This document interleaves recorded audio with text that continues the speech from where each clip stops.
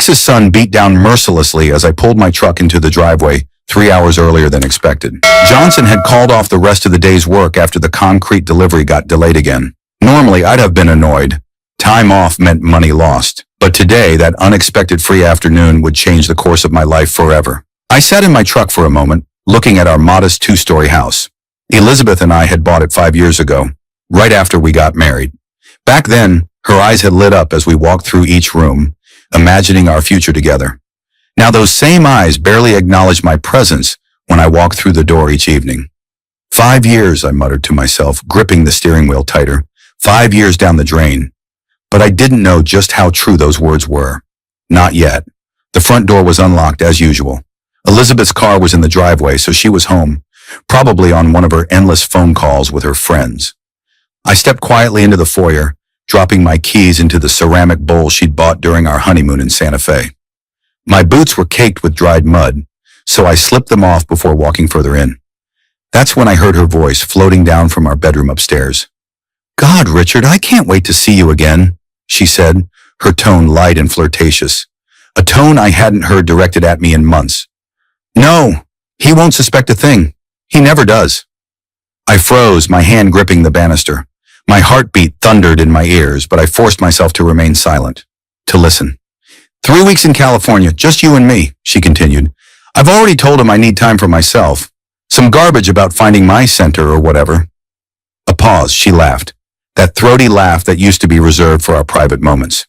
"No, Richard, he doesn't question anything I tell him. That's what makes it so easy and so suffocating." Another pause. I know, his presence irritates me now. Everything about him, the way he eats, the way he breathes, his stupid stories about work. I wish he'd disappear forever. Just vanish, you know? Then we wouldn't have to sneak around anymore. The words struck me like physical blows, each one landing with precision. 5 years of marriage reduced to irritation and contempt. My chest tightened, and for a moment I couldn't breathe. The world tilted sideways and I gripped the banister harder to keep myself upright. But I didn't make a sound. I didn't storm upstairs to confront her. Something cold and calculating had awakened inside me, a survival instinct I didn't know I possessed. I stood there listening to my wife plot the dissolution of our life together, and all I felt was a strange, detached clarity. "I'll call you back tonight when he's asleep," Elizabeth was saying. "Love you too, babe." I moved then, quietly retreating to the front door. I opened it, then closed it loudly. "Elizabeth, I'm home. Early," I called out, injecting false cheerfulness into my voice. There was a brief silence, then the sound of movement upstairs. "Michael, what are you doing home?" She appeared at the top of the stairs, her face composed, but her eyes wary. She was beautiful, even now. Auburn hair falling in waves past her shoulders, green eyes that could shift from warm to ice cold in seconds. Today they were glacial. "Concrete delivery got delayed," I said, shrugging. "Johnson sent us home. Thought we could grab an early dinner, maybe?" She descended the stairs, her hand trailing along the banister where mine had just been. "I can't tonight, sorry. I promised Mom I'd help her with some stuff for the church fundraiser." Another lie, smooth and practiced. "No problem," I said, matching her casualness. "I'll grab something on my way to poker night with the guys then." Relief flickered across her face. "That sounds perfect. Don't wait up for me, okay?" I nodded, watching as she grabbed her purse and car keys. She brushed her lips against my cheek, a gesture as empty as our marriage had become, and was gone in a swirl of expensive perfume. I stood in the silent house, my hands curled into fists so tight my knuckles turned white. Then very deliberately, I relaxed them. There would be time for anger later. Right now, I needed to think. I walked slowly through the house, seeing it through new eyes. The framed wedding photos on the wall, the matching coffee mugs in the kitchen cabinet, the throw pillows she'd insisted we needed for the couch. All the trappings of a shared life, a partnership, all lies. In the living room, I poured myself 2 fingers of whiskey and sat down, mind racing. How long had it been going on? Who was this Richard? How many other lies had she told me? The questions swirled, but ultimately they didn't matter. The only thing that mattered was what I would do now. By the time Elizabeth returned home that night, smelling faintly of cigarettes and wearing fresh lipstick, though she claimed not to smoke, and her fundraiser story shouldn't have required makeup touch-ups, I had made my decision. I would not confront her. I would not beg for explanations or apologies. I would simply disappear, just as she wished, but I would do it on my terms. The next few days passed in a strange, suspended reality. I went to work, came home, ate dinner, watched TV, all the normal routines of our life together. But inside I was taking inventory, making plans, preparing. Elizabeth seemed to notice nothing amiss. If anything, she appeared relieved by my emotional distance, mistaking it for the passive acceptance she'd come to expect from me. Tuesday night, I pretended to fall asleep early, then listened as she slipped out of bed and down the hall to the guest bathroom. I heard her hushed voice, the occasional laugh, the intimate tone she used with him. I memorized every word, not for leverage or revenge, but as confirmation that my decision was the right one. He's been acting strange, she whispered at one point. Distant. Do you think he suspects something? A pause.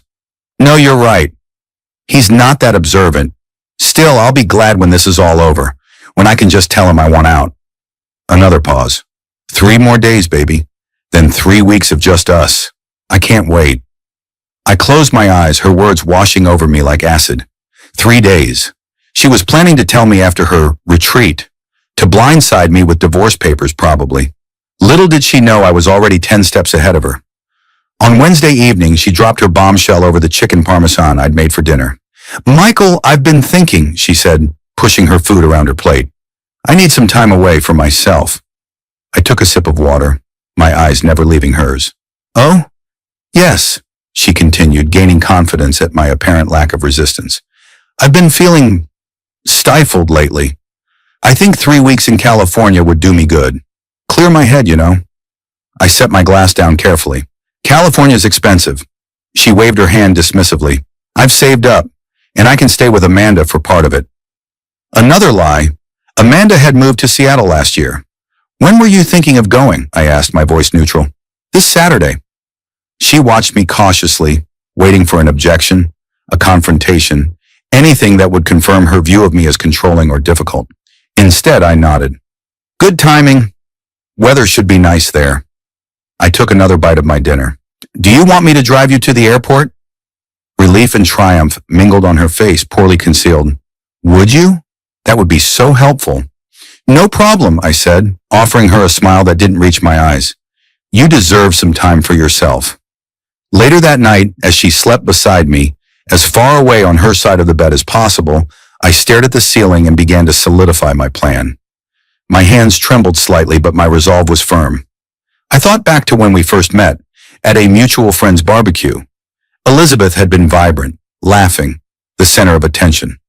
I'd been drawn to her like a moth to a flame, and for the first few years our marriage had been good.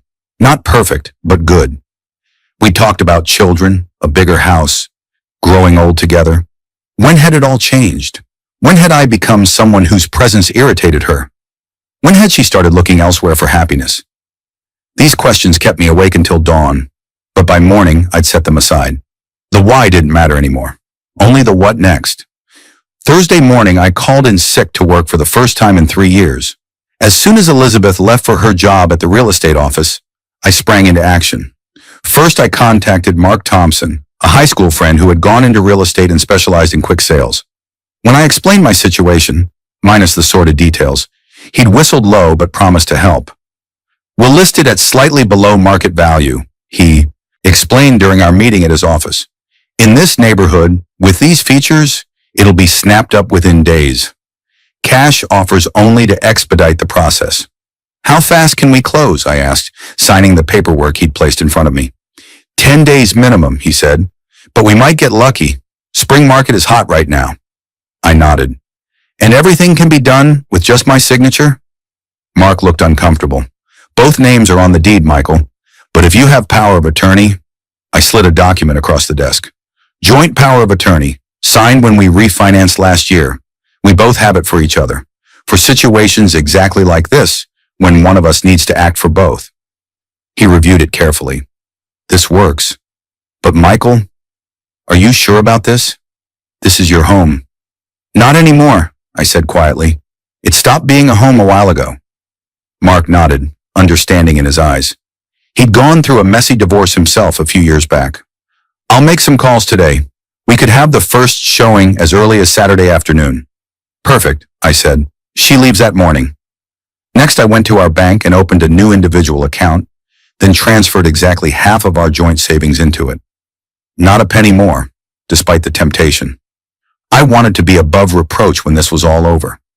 Then I drove to AutoNation to discuss selling Elizabeth's prized BMW, which was in both our names, another item she'd insisted on when we were doing better financially. I got a fair offer, enough to pay off the remaining loan with a small amount left over. I'd sign it over the day she left.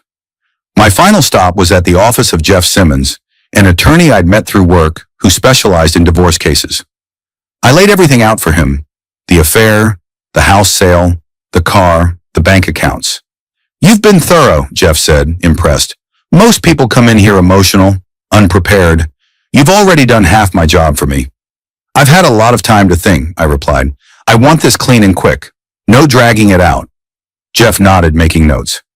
Texas is a community property state, so the split you're proposing is fair. Half the assets to each party. No spousal support, no children to complicate matters. He looked up at me. I can have the paperwork ready by Friday. You said she's leaving Saturday? Yes, for 3 weeks. Perfect timing. We'll file while she's gone. She'll be served when she returns. As I left Jeff's office, I felt a weight lift from my shoulders. The machinery was in motion now. There was no turning back. That evening, Elizabeth was unusually attentive, almost affectionate.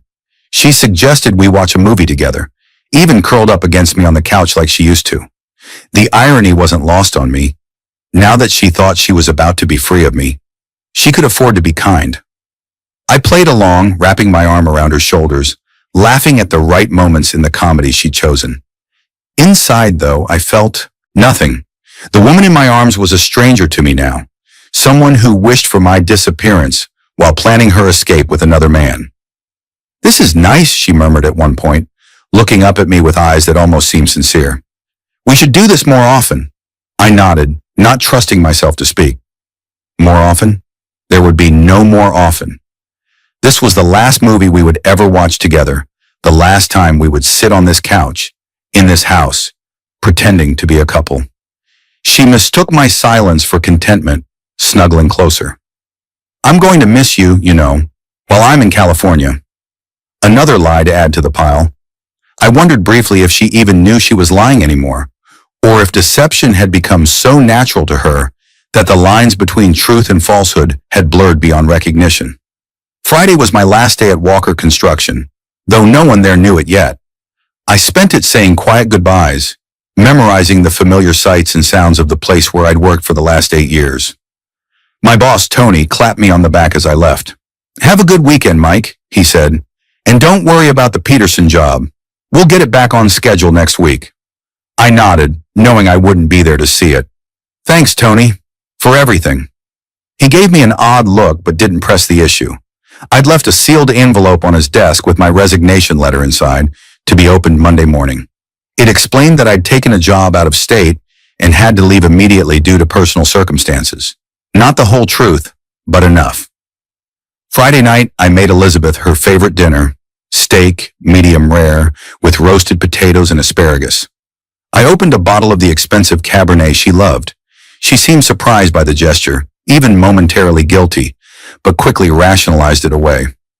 What's the occasion? She asked, taking a sip of her wine. Just thought you deserved a nice send-off, I replied. Big trip tomorrow. That's really sweet, Michael. She hesitated, then reached across the table to squeeze my hand. You've been so understanding about this. I squeezed back, ignoring the sick feeling in my stomach at her touch. I want you to be happy, Elizabeth. Something flickered in her eyes, perhaps a moment of genuine remorse, but it was gone as quickly as it appeared. I know you do. We finished dinner in relative silence, and afterward, she went upstairs to continue packing while I cleaned the kitchen. Every dish I put away, every surface I wiped clean, felt like the closing of a chapter. By the time I turned off the lights downstairs, I had mentally said goodbye to the house that had once held all my hopes for the future. In our bedroom, Elizabeth was carefully folding lingerie into her suitcase, lace and silk items I hadn't seen in months. reserved now for Richard's eyes only. She quickly covered them when I entered. Another small deception in a sea of larger ones. Almost done packing? I asked casually, changing into my sleep clothes. Almost, she replied, zipping the suitcase closed. Just a few toiletries in the morning.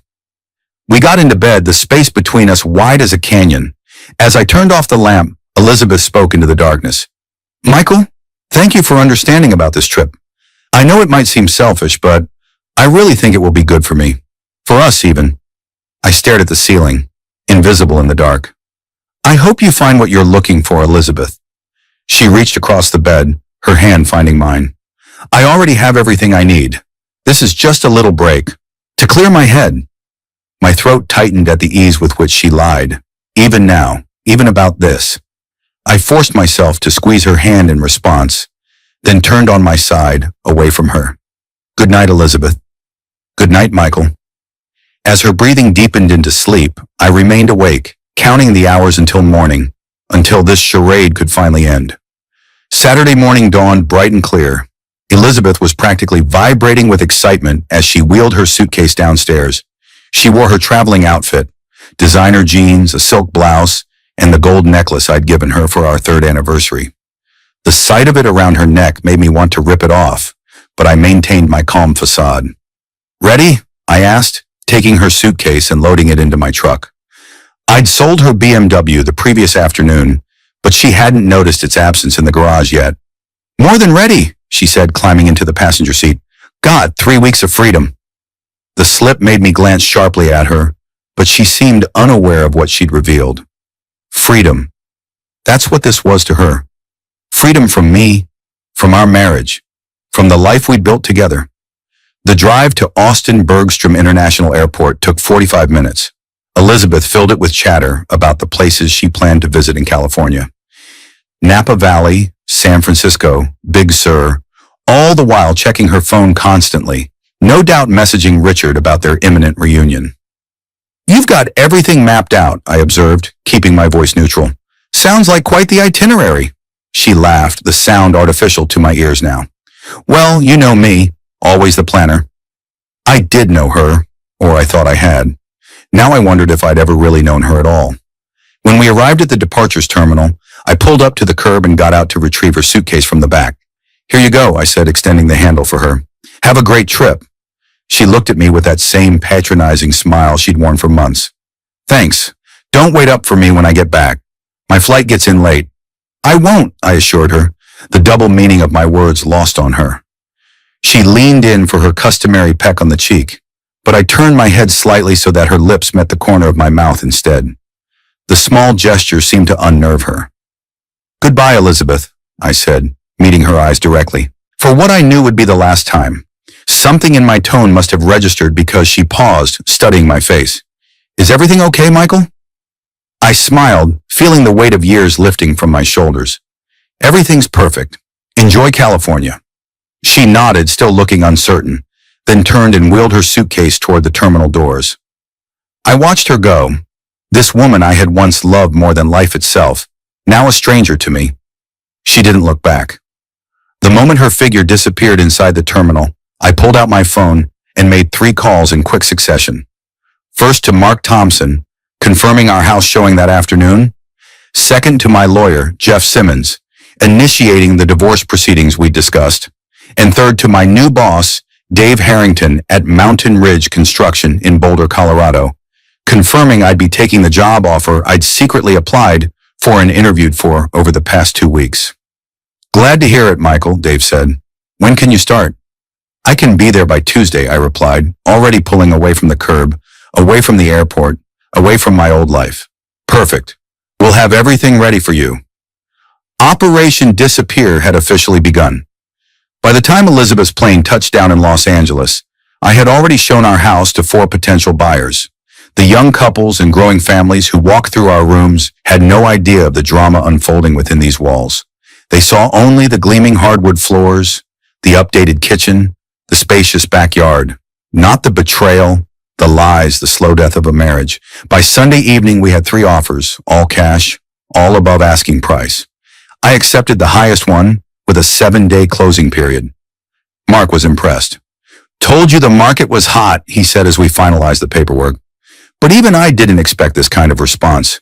You sure you want to move forward this quickly? Positive, I replied. The sooner the better. Monday morning, I visited our bank and withdrew my half of the joint accounts, leaving her half untouched. I opened a new account at a different bank and arranged for my future payments to be deposited there. Then I went to the county clerk's office and filed the divorce papers Jeff had prepared, citing irreconcilable differences. Since Texas is a community property state, the division was relatively straightforward. The house proceeds would be split evenly. The car loan was paid off. Our retirement accounts would remain separate, as they had always been. I asked for nothing else, not even the furniture. I wanted a clean break, a complete severing of ties. That afternoon, I started the process of disconnecting my life from Elizabeth's. I canceled my cell phone plan and got a new number. I changed my email password and set up an auto response directing all messages to my new address.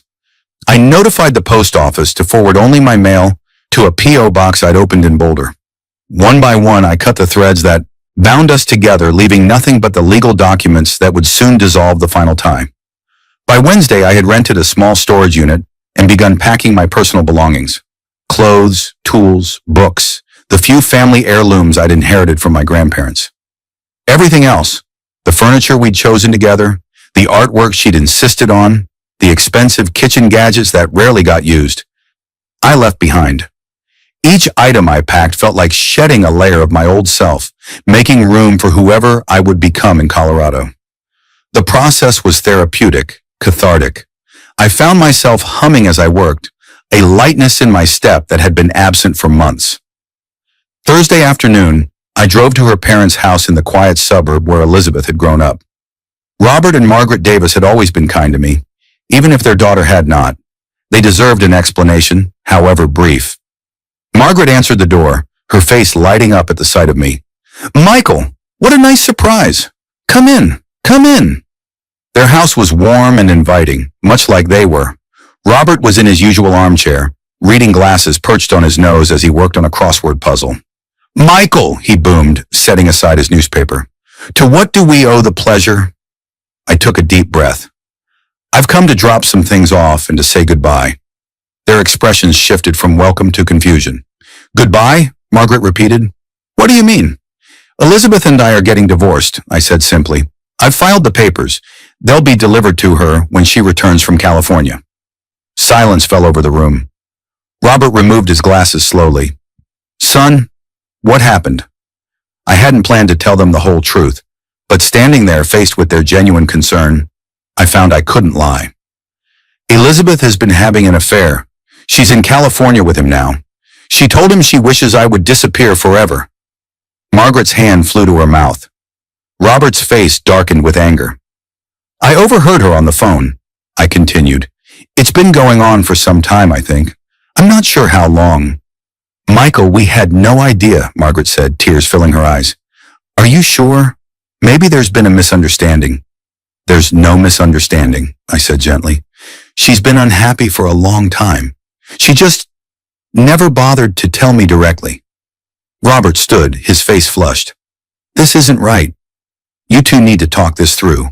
When she gets back, I'll be gone," I interrupted. "The house is sold. The divorce papers are filed. There's nothing left to say." "Where will you go?" Margaret asked, her voice small. "Colorado," I replied. "I've taken a job with a construction company in Boulder. It's a fresh start."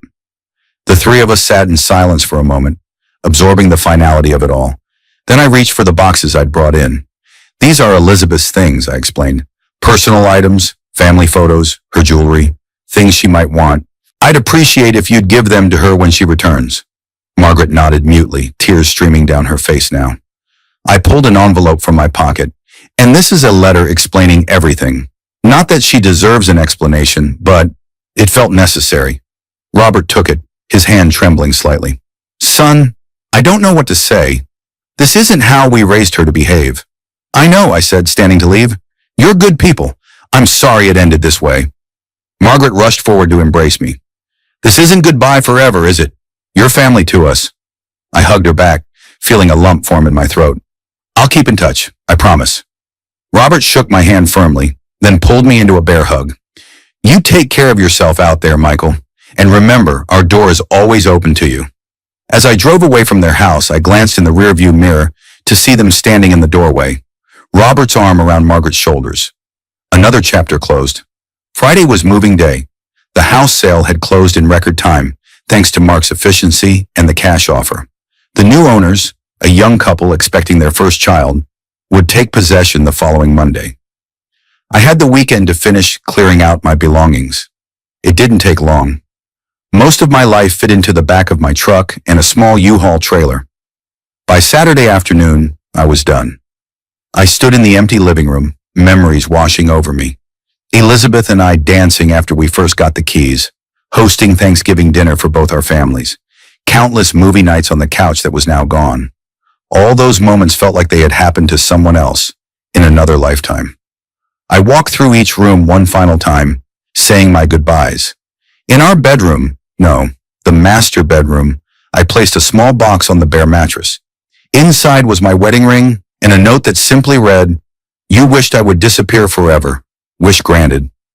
Then I walked out, locked the door, and slid the keys through the mail slot for the new owners to find on Monday. That night I stayed in a hotel on the outskirts of town. My truck was packed, my route to Colorado mapped out, my new apartment in Boulder secured through a virtual tour. As I lay in the anonymous hotel bed, I felt a strange mixture of grief, relief, and anticipation. The life I had known was over, but a new one stretched before me, full of possibilities. My phone had been buzzing intermittently all evening. Elizabeth's parents, no doubt, trying to reach me after processing what I told them. I turned it off. There would be time for conversations later, after the dust had settled. Right now, I needed the silence. Sunday morning, I rose before dawn, checked out of the hotel, and hit the road. As I crossed the state line into New Mexico, watching the Texas landscape recede in my rearview mirror, I finally allowed myself to feel the full weight of what had happened, and what I had done in response. Elizabeth had betrayed me, in the most profound way possible. She had taken my love, my trust, my very presence in her life, and dismissed it all as irritating, suffocating, something to be escaped. She had wished for my disappearance while plotting her future with another man. And now she would get exactly what she had wished for. The complete, total absence of Michael James Walker from her life. No house, no joint accounts, no shared future. Just divorce papers and empty rooms where our life together had once been. I imagined her return from California. Tan, relaxed, probably already planning how to tell me she wanted a divorce. The shock when she found strangers living in our house. The panic when her key wouldn't work. The confusion when she called my phone only to find the number disconnected. I imagined her driving to her parents' house, expecting sympathy and shelter, only to be confronted with the truth of her betrayal and the consequences of her actions. The boxes of her belongings. The letter explaining what I had overheard and what I had done in response. The reality that the man she had so casually dismissed had finally stood up for himself in the most complete way possible. The sun rose higher in the sky as I drove, illuminating the red rock formations of the New Mexico desert. Ahead lay Colorado, with its mountains and rivers and the job that awaited me. Behind lay the ruins of a marriage that had died long before I had the courage to bury it. For the first time in months, I felt myself smile, a genuine smile that reached my eyes and lightened my heart. Elizabeth had wished for my disappearance, thinking me too weak, too compliant to ever take control of my own destiny. How wrong she had been. While I drove toward my new life, Elizabeth was likely saying goodbye to Richard in their California hotel room, preparing for her return to what she thought was still our shared life. She would board her plane with no inkling that the world she was flying back to had been utterly transformed in her absence. Her flight would land at 11:45 p.m. By that time, I would be settling into a motel in Colorado, hundreds of miles and a lifetime away. The first inkling that something was wrong would come when she tried to call me to pick her up from the airport. The disconnected number would puzzle her, but she would rationalize it. Perhaps I had forgotten to pay the bill, or my phone had broken. She would take a taxi home. But home wouldn't exist anymore. She would arrive at our address to find the locks changed, her key useless.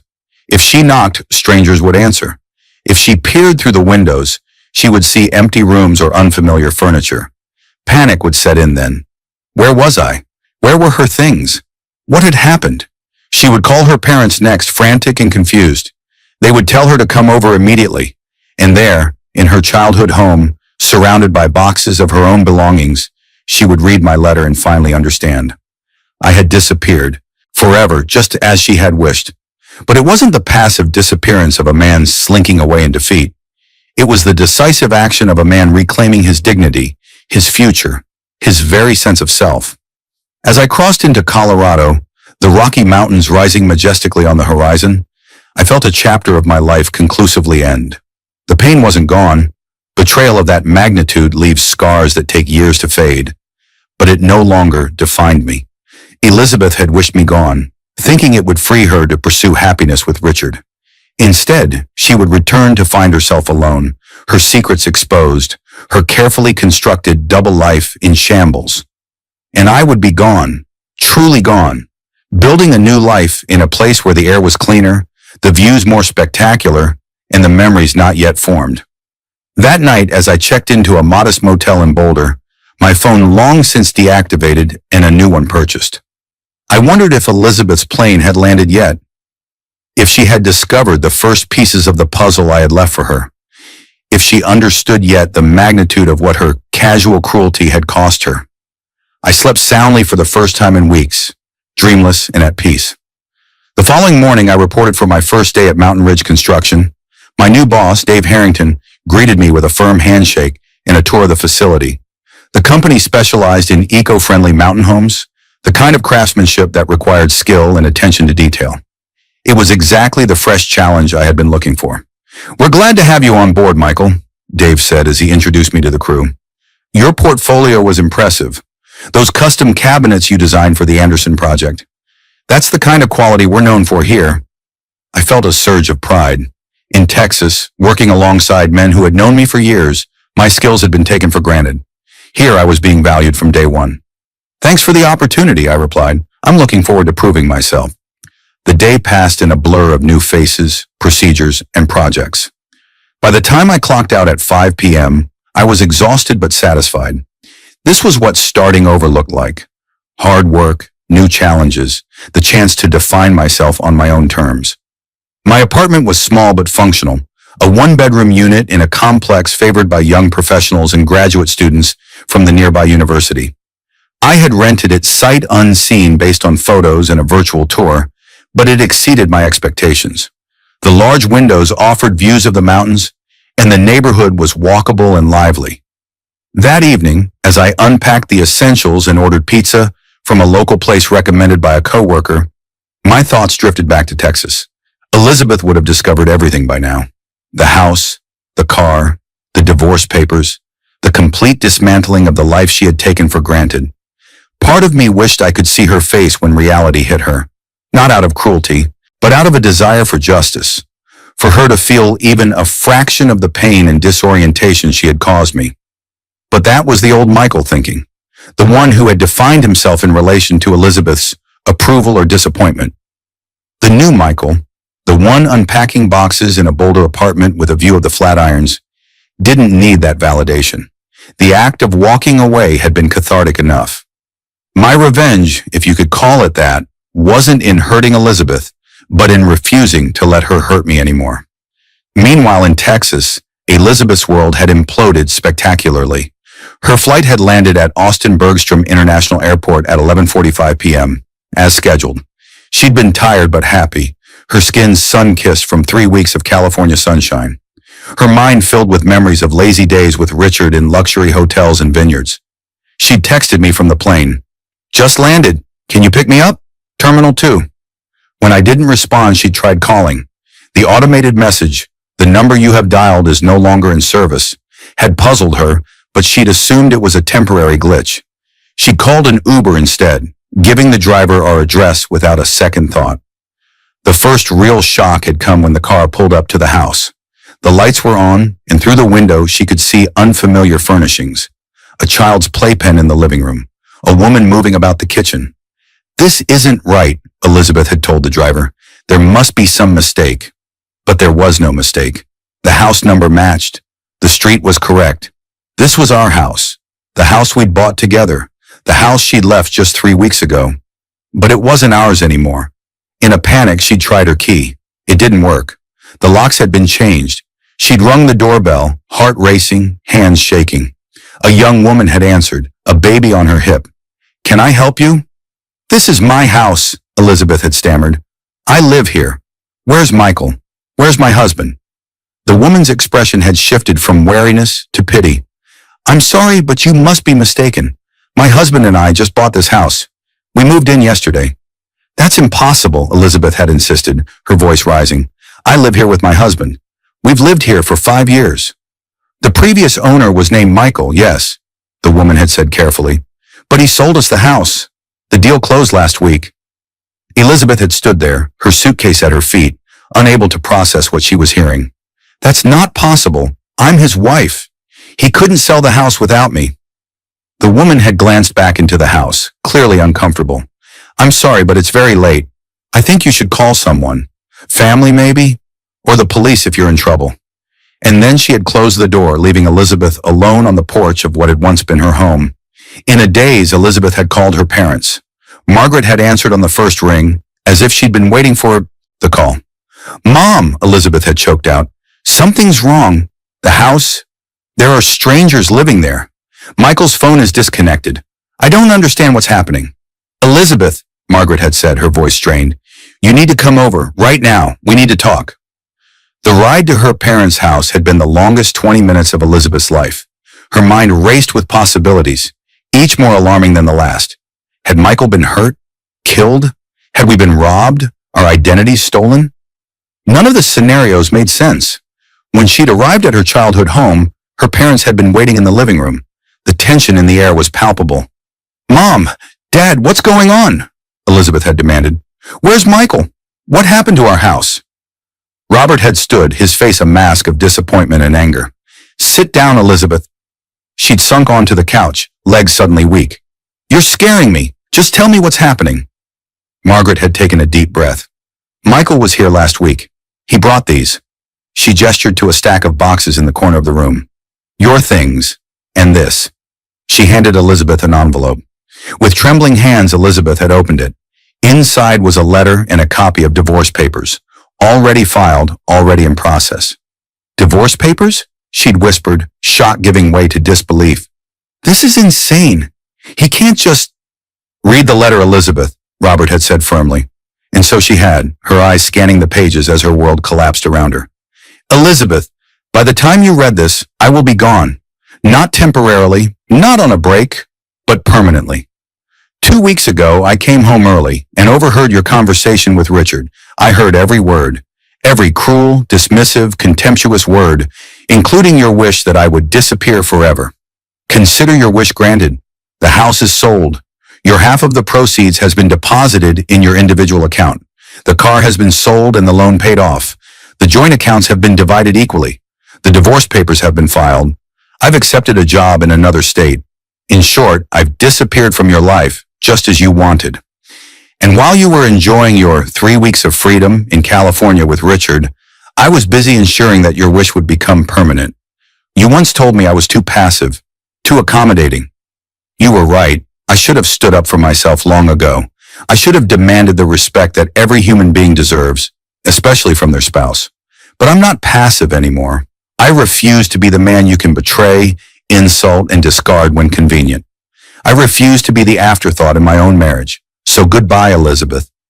I hope freedom from my irritating presence brings you the happiness you thought it would. Michael.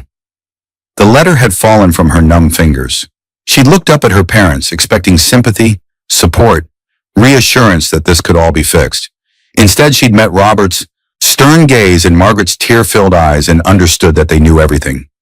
He told you, she'd said, her voice hollow. Yes, Robert had replied. He told us that our daughter, whom we raised to be honest and loyal, has been having an affair. That she told her lover she wishes her husband would disappear forever. Is it true, Elizabeth? Look me in the eye and tell me the truth for once. She couldn't. The weight of her actions, laid bare in Michael's letter and her father's disappointed eyes, had crashed down on her. She'd begun to sob, ugly, heaving cries that shook her entire body. I didn't mean it, she'd managed between sobs. I didn't mean for him to hear that. It was just talk, just stupid talk. But you said it, Margaret had pressed. You said those words about a man who loved you, who built a life with you. Elizabeth had no defense, no justification that wouldn't sound hollow and self-serving, so she just nodded, acknowledging the truth of her betrayal. Where is he? She'd asked finally, wiping at her tears. I need to talk to him, to explain. He's gone, Elizabeth, Robert had said flatly. Left the state, started a new job. He didn't say where, and frankly, I don't blame him. But I need to find him, she'd insisted. This is all a mistake, a misunderstanding. If I could just talk to him. It's not a misunderstanding, Margaret had interrupted, her voice uncharacteristically harsh. He heard you wish he would disappear forever, and he granted that wish. What part of that is unclear? Elizabeth had stared at her mother, shocked by her tone. Margaret had always been her defender, her ally, but not this time. The boxes in the corner are your things from the house, Robert had continued. Personal items, family photos, jewelry. The rest was left for the new owners or sold with the house. The reality of her situation had begun to sink in. No house, no husband, no Richard either. Once he learned she had nothing left to offer. Just boxes of belongings and the crushing knowledge that she had destroyed her own life through selfishness and casual cruelty. What am I supposed to do now? She'd asked, her voice small. You can stay here for a while, Margaret had said, though her tone made it clear this was a concession, not a welcome. Until you figure out your next steps. And Elizabeth, Robert had added, his voice stern, this Richard person is not welcome in this house. Ever. Am I clear? She'd nodded mutely, too shocked and exhausted to argue.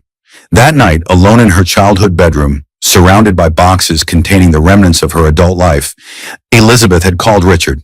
Her hands shook as she dialed his number, desperate for comfort, for a reassurance that at least one part of her life remained intact. He'd answered on the fourth ring, his voice cautious.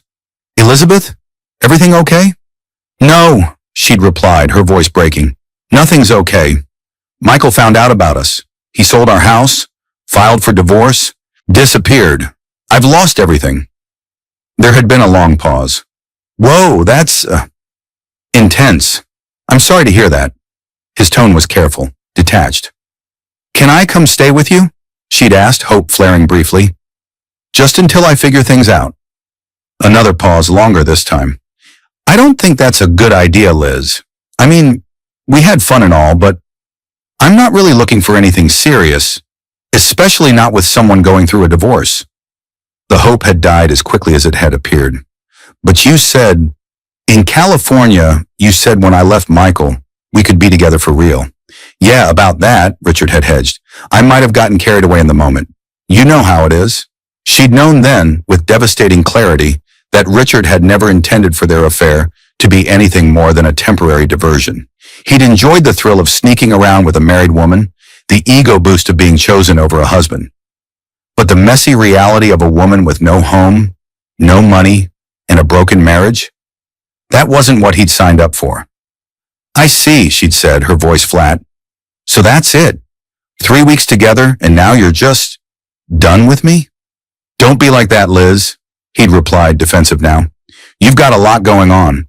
You need to focus on sorting out your situation, not jumping into something new with me. My situation, she'd repeated. You mean the situation I created partly because of you? Because of us? That's not fair, he'd protested. I never asked you to leave your husband. That was your call. But you were happy enough to sleep with me while I was married to him, she'd shot back, anger rising through her despair. Happy enough to make plans for when he was out of the picture. Look, I've got to go, Richard had said, clearly uncomfortable. Call me when things calm down, okay? Maybe we can grab a drink or something. Then he'd hung up, leaving Elizabeth alone with the realization that she had sacrificed her marriage, her home, her very sense of security for a man who had discarded her the moment she became inconvenient. The next morning, she checked her bank account to find the deposit from the house sale, a substantial sum, but cold comfort given what she'd lost to receive it. She'd also found an email notification of divorce proceedings, officially marking the end of her marriage to Michael Walker. Her world had collapsed in the span of 24 hours, leaving her shell-shocked and disoriented. The life she had taken for granted, the comfortable home, the stable marriage, Even the exciting affair had vanished overnight, replaced by boxes of belongings in a childhood bedroom that no longer felt like hers. In the days that followed, Elizabeth had spiraled further. She'd called in sick to work, unable to face her colleagues or clients in her current state. She'd tried repeatedly to find Michael, calling his friends, his former co-workers, even hiring a private investigator. But he had covered his tracks well. No one knew where he had gone, or if they did, they weren't telling her. Richard had stopped responding to her texts and calls entirely. His social media accounts showed him at a bar with another woman just 3 days after their last conversation, his arm draped possessively around her shoulders, his smile carefree and untroubled. Elizabeth had begun drinking heavily, starting with wine at dinner and progressing to vodka straight from the bottle by midday. Her parents watched with growing concern but uncertain how to help a daughter they barely recognized anymore. The final blow had come a week after her return, when she'd finally dragged herself into the office, only to be called immediately into her boss's office. "Elizabeth, we need to talk," Sandra had said, her expression grave. "Your unexplained absence last week, combined with the client complaints about missed appointments over the past few months, I'm afraid we're going to have to let you go." "Client complaints?" Elizabeth had repeated, genuinely confused. "What complaints?" "Multiple clients reported that you missed appointments or showed up unprepared," Sandra had explained. "You've been distracted, Elizabeth. Unreliable. That doesn't work in real estate." The truth had hit her like a physical blow. The times she'd called in sick to meet Richard, the appointments she'd rescheduled or forgotten entirely, the listings she'd neglected because she was too busy planning her California getaway. Just like her marriage, her career had been dying by inches while she was too wrapped up in her affair to notice. "I understand," she'd said, too numb to fight back. "I'll clean out my desk." That night, sitting on the floor of her childhood bedroom, surrounded by empty bottles and the boxes Michael had packed, Elizabeth had finally confronted the full scope of what she had lost. In her role in losing it, her marriage, her home, her lover, her job, her parents' respect, her self-respect, all gone because she had wished for the wrong person to disappear. She picked up the wedding photo she'd been avoiding looking at since her return. In it, she and Michael beamed at the camera, young and in love and full of hope for the future. She ran her finger over Michael's smiling face, tears streaming down her cheeks. "I'm sorry," she whispered to the empty room. "I'm so sorry." But there was no one there to hear her apology, no one to forgive her, no one to help her pick up the pieces of her shattered life. She was alone, completely, utterly alone, just as she had wished for Michael to be. Be careful what you wish for, indeed. In Boulder, I was starting to build a new life, unaware of the chaos I'd left in my wake. The mountain air was cleaner, the work more satisfying, the future brighter than it had been in years. I had joined a local hiking group, made friends with my neighbors, and thrown myself into my job with an enthusiasm that impressed even Dave, my demanding new boss. "You're a fine walker," he told me one afternoon as we reviewed plans for a custom home in the foothills. "Wish we'd snagged you years ago." I smiled, feeling a surge of pride and gratitude. "Thanks for taking a chance on me." "No chance about it," Dave replied. "Talent speaks for itself." The pain of Elizabeth's betrayal was still there, a dull ache that flared occasionally when something reminded me of her. A song on the radio, a glimpse of auburn hair in a crowd, the particular shade of green that matched her eyes. But it was manageable now, a wound that was slowly healing rather than a gaping hole in my chest. I had disappeared, just as she had wished, but in disappearing from her life, I had reappeared in my own. And that, I realized with each passing day, was the greatest victory of all. 3 months after my arrival in Boulder, my phone rang with an unfamiliar Texas number. I hesitated, then answered. "Hello? Michael, it's Margaret Davis." Elizabeth's mother. I sat down on my couch, heart suddenly racing. "Margaret, is everything okay?" A pause. "Not really, no." Her voice was tired, strained. "It's Elizabeth. She's not doing well." A complicated mixture of emotions swirled through me. Concern, resentment, a reflexive urge to help that I immediately suppressed. "I'm sorry to hear that," I said carefully, "but I'm not sure what you expect me to do about it." "I don't expect anything," Margaret said quickly. I thought you should know." She lost her job. She's been drinking heavily. Richard disappeared from her life as quickly as he appeared in it. She's talking about moving away, starting over somewhere else. She says there's nothing left for her here. I absorbed this information silently. Once it would have devastated me to hear about Elizabeth's suffering. Now I felt a strange detachment, as if she were a character in a story I'd read long ago. That sounds like a good plan, actually, I said finally. Starting over. It's working for me. Are you happy, Michael? Margaret asked softly. Out there in Colorado? I looked out my window at the mountains, silhouetted against the setting sun.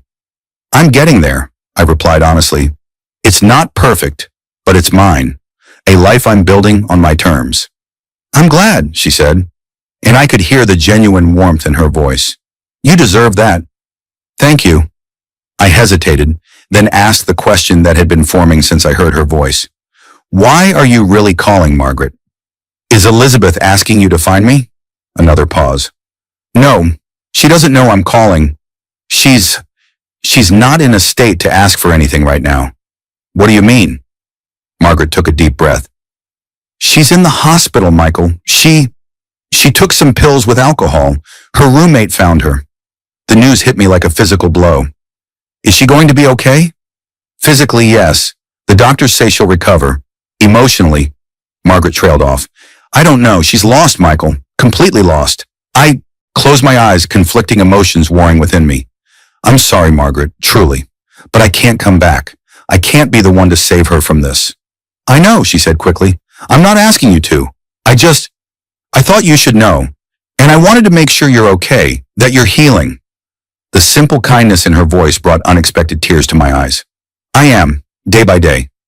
Good, she said. That's good. Take care of yourself, Michael. And if you ever want to talk about anything, we're here. After we hung up, I sat for a long time processing what I'd learned. Elizabeth had hit rock bottom, apparently, had tried to end her own life. The thought should have devastated me, and part of me was shocked and saddened. But another part, the part that had heard her wish for my disappearance, that had endured her contempt and betrayal, felt only a weary resignation. She had made her choices, just as I had made mine. Now we were both living with the consequences. That night I dreamed of Elizabeth for the first time since leaving Texas. In the dream, we stood on opposite sides of a vast canyon, too wide to cross. She was calling to me, but I couldn't hear her words. I woke feeling unsettled but resolute. The canyon between us wasn't just physical distance. It was the unbridgeable gap created by broken trust and deliberate cruelty. I had disappeared from her life, just as she had wished. And despite the complicated emotions stirred by Margaret's call, I had no intention of reappearing. In Texas, Elizabeth was facing the hardest journey of her life. After her suicide attempt and subsequent hospitalization, she had entered a rehabilitation facility at her parents' insistence. There, stripped of distractions and forced to confront the wreckage of her life, she began the painful process of self-examination. In group therapy sessions, she spoke haltingly about her marriage, her affair, her husband's disappearance, about the callous wish she had voiced, never imagining he would hear it, or grant it so completely, about the shock of returning to find her life dismantled, her lover disinterested, her parents disappointed, her very sense of self shattered.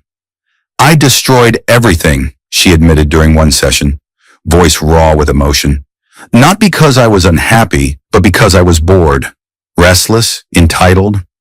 I thought I deserved more excitement, more passion, more everything, and now I have nothing. The therapist had nodded.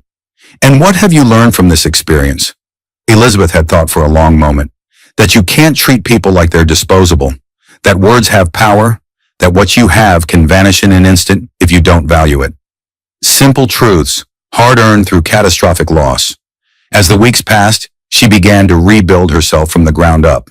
She stopped trying to contact Richard, stopped searching for Michael, stopped blaming external forces for the consequences of her own actions.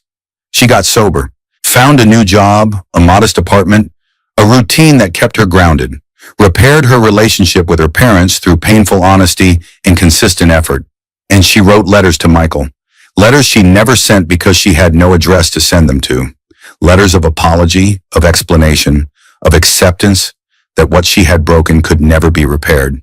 I wished for your disappearance, she wrote in one, never understanding that you were the foundation upon which my entire life was built. And when that foundation was removed, everything collapsed. I am only now learning to build again, from scratch, on firmer ground.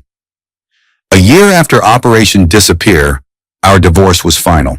The paperwork arrived at Elizabeth's new apartment on a Tuesday morning, requiring her signature to acknowledge the dissolution of our marriage. She signed with a steady hand, accepting the finality of it all. That evening, she placed her wedding ring in a small wooden box, along with the unsent letters and the single photograph she had kept. The two of us on our wedding day, smiling into an uncertain future that had ended more abruptly and painfully than either of us could have imagined. "Goodbye, Michael," she whispered, closing the box and placing it on a high shelf. "I hope you found the happiness I carelessly threw away." In Boulder, unaware of Elizabeth's journey toward recovery, I was building a life that increasingly felt like my own. My work at Mountain Ridge had led to a promotion to head carpenter. I had made friends, joined a recreational baseball league, even started dating occasionally. Nothing serious, but steps toward a future that might someday include partnership again. Sometimes in quiet moments, I thought about Elizabeth and wondered how she was doing, whether she had found a way forward from the wreckage of our marriage, whether she had learned anything from the experience. But these thoughts came less and less frequently as time passed. She had wished for my disappearance, and I had granted that wish more thoroughly than she could have imagined. In doing so, I had freed not only her from my irritating presence, but myself from the pain of loving someone who saw me as an inconvenience rather than a partner. Be careful what you wish for. It's an adage as old as time. Elizabeth had learned its truth the hard way, discovering that the absence she had so carelessly desired would create a void larger and more devastating than she could have anticipated. And I had learned that sometimes disappearing is not an act of defeat, but one of immense courage and self-preservation. That walking away from someone who doesn't value you can be the most powerful statement you ever make.